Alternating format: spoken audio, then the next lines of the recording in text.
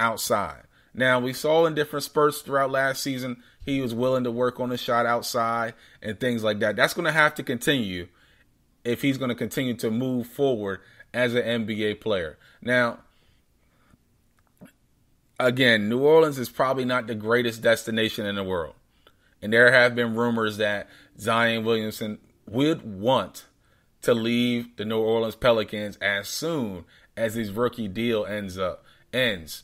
Now, we're going to have to wait and see what happens with that. But at the same time, my concerns are with Zion Williams' injury history at this particular point in time. And a lot of pressure is going to be on Zion Williamson next year, especially a lot of new guys on the team, a lot of young guys still on the team as well, including himself. And you got a new head coach in Willie Green. A lot is going to be on the table in New Orleans. David Griffin's going to have his behind on the hot seat a lot this season if he's going to actually bring and gel all of these new guys together if New Orleans is going to make a run for the playoffs this season. Listen, y'all, we're going to take a quick timeout. We just getting things warmed up right here on TPP. So listen, man, y'all don't touch that radio dial. Don't touch your dial at all. Matter of fact, get yourself ready. Get yourself more relaxed on your couch. And we got more of what you came here for on the other side. This is the Playbook Podcast.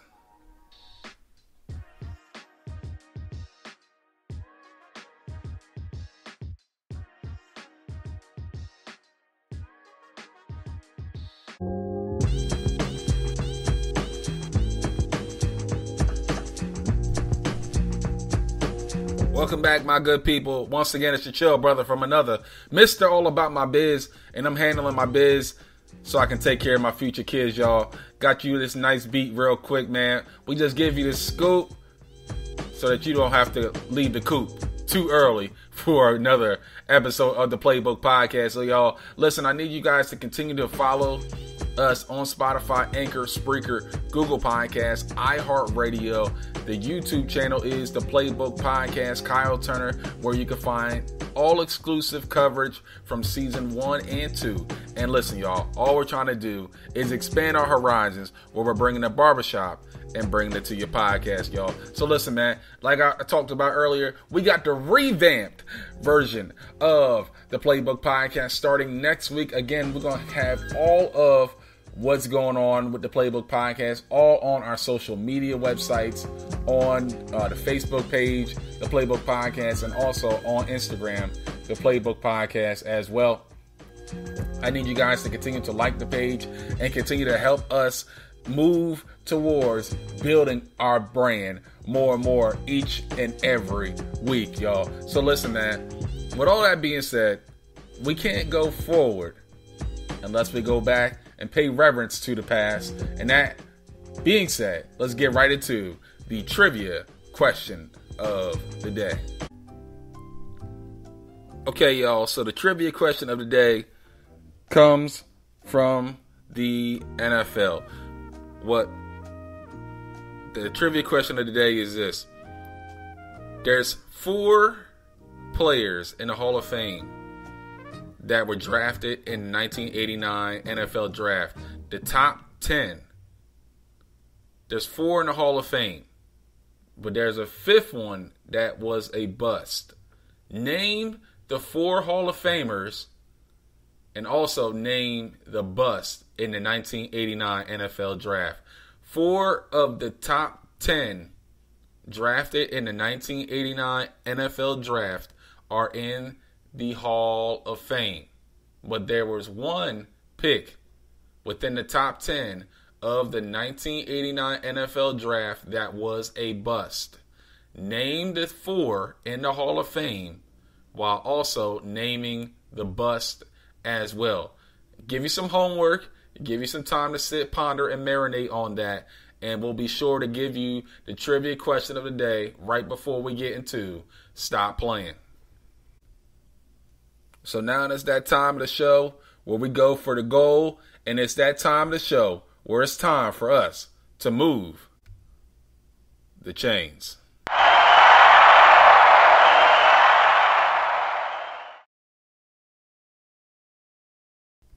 It's time for the pick six, y'all. Man, last week, your brother had everything going in the right direction. Man, if it was not for the Saints finally getting some act right, would have went undefeated last week. But listen, we'll take 5-1. I'm cool with 5-1.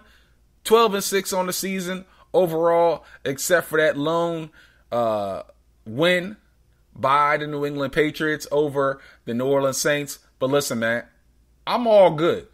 We headed in the right direction after 3-3 the week following. Hey, it's a good start to the season. We still got 13 more games, but I'm already hyped and excited for what's to come, especially with week 4 of the NFL. So listen, y'all, without further ado, it's time for the pick six. Let's get into the 6 games for week 4 that I got my eye on. Game number 1. Let's go to the city of brotherly love. We got the Philadelphia Eagles at home to square off against the Kansas City Chiefs. The Chiefs coming to this game after a loss to my LA Chargers at home. And man, if you can tell I'm smiling by actually saying that. My LA Chargers taking care of business in Arrowhead. Let's get busy. Let's get it going.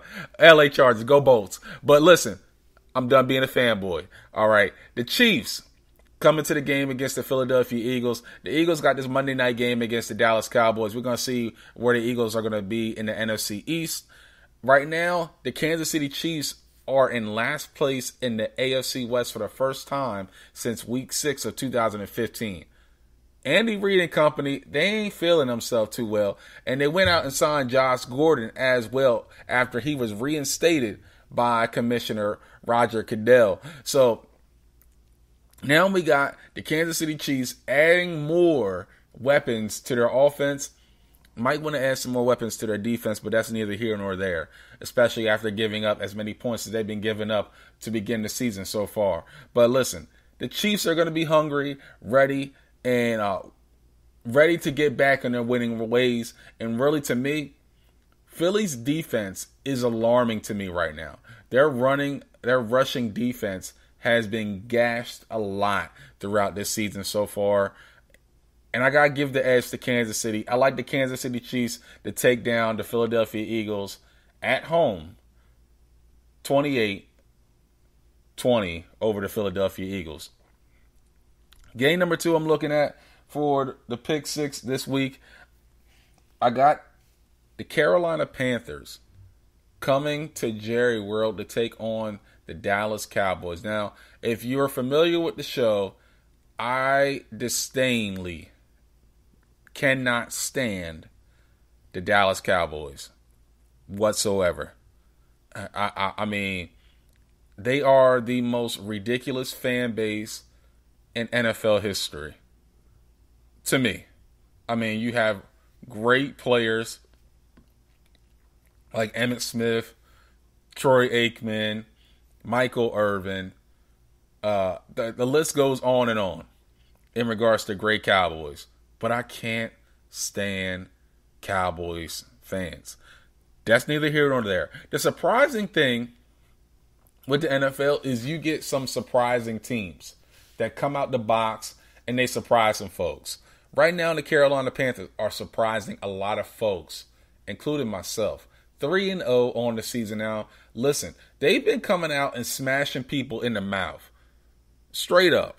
Now, they spent a lot of draft capital over the last couple of seasons on the defense, and this defense has actually been up to snuff so far to begin the season. Beginning the year 3-0, they are now atop the NFC South. Wow. The Carolina Panthers on top of the NFC South. Didn't see that one coming. But Carolina has been playing ball so far throughout this year. Now, they may or may not be with Christian McCaffrey into this game.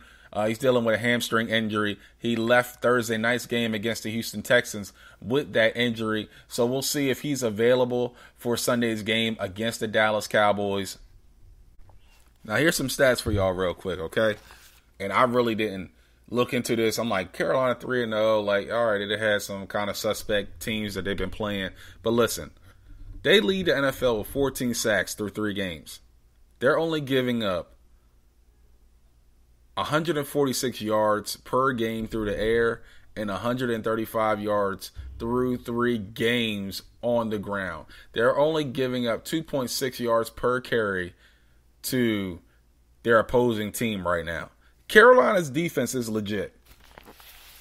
Carolina's defense is legit, and they have the tools necessary to shut down the Dallas Cowboys front seven and also shut down their running game. Now, listen, on the outside, it's going to be a different story. But listen, so far, so good for the Carolina Panthers, and they've been taking care of business on that side of the ball alongside of Sam Darnold doing a better job. And listen, Sam Darnold looks like a pro quarterback finally, being out of the New York Jets and being out the dumpster fire that is the New York Jets right now. The Dallas Cowboys, they have a formidable offensive line. Zeke looks fantastic. He's moving a lot better. They got him and Tony Pollard, with a dual running back set with offensive coordinator Kellen Moore. But I'm rolling with Carolina. Sweet Carolina. Pulling off the upset in Jerry World next week against the Dallas Cowboys. I like the Carolina Panthers to get it done 24-20 over the Dallas Cowboys. Yeah, I said it here first. That's my upset special. Okay. The Arizona Cardinals taking on the LA Rams. Both teams tied atop the NFC West right now. Both teams 3-0. You got the Seattle Seahawks at the bottom of the NFC West right now. Russell Wilson, they had some rufflings throughout the offseason. He's not going to be too happy right now with their overall play. But we're going to talk about the Cardinals. But listen, Matthew Stafford came to play Sunday night against Tom Brady. He came to play. He put on an MVP type performance against the GOAT. He really did. The LA Rams, they got pressure on Brady. They had 4 sacks on Tom Brady overall for the game. And you saw how he had 343 yards and 4 touchdowns against the highly ranked Tampa Bay Buccaneers defense, man. That's put on a show in front of your home fans. Your new home fans getting out of Detroit, putting on a great show in front of the LA faithful, man. Matthew Stafford could be in the conversation for early season MVP in LA, but he will not be denied from a guy in Arizona named Kyler Murray. Kyler Murray has done it all for Arizona so far to begin this his 3rd NFL campaign. And he's been as advertised and more with how he's been playing for the Arizona Cardinals under Cliff Kingsbury. Had a bit of an off game against the Jacksonville Jaguars last Sunday. 316 yards, didn't throw a touchdown. He had a pick, but at the same time, he orchestrated a lot of, drives down the field to get Arizona the win on the road against a really gutsy Jacksonville Jaguars team. Kyler Murray, 7 touchdowns on the season, 4 interceptions, but he's been making sure he's been leading the Arizona Cardinals in all the facets of the game. And that's exactly what you want out of your quarterback, your captain, your leader of the ship, if you will, when it comes to Kyler Murray and how he's been playing. Now, Arizona's defense has been kind of here and there. I mean, the main thing that I'm really concerned with in this particular game is you got Aaron Donald rushing the quarterback again. And Kyler Murray, he's not Tom Brady. He's going to be able to elude some defenders, and he's very elusive. But at the end of the day, I'm going to find a way to go with LA to get it done at home again against the Arizona Cardinals. They take it down, the Cardinals, in a little bit of a shootout, 35-30 over the Arizona Cardinals. So I spoke up the Seattle Seahawks. They're in a game against the San Francisco 49ers. Both teams coming off of losses. For the Seattle Seahawks, they coming off a disappointing loss against the Minnesota Vikings. For the San Francisco 49ers, they were right there at the end, but the Green Bay Packers found a way to get the victory out of the jaws of defeat at home at Levi Stadium last weekend. So both teams are going to be trying to get back into a winning situation. For for San Francisco.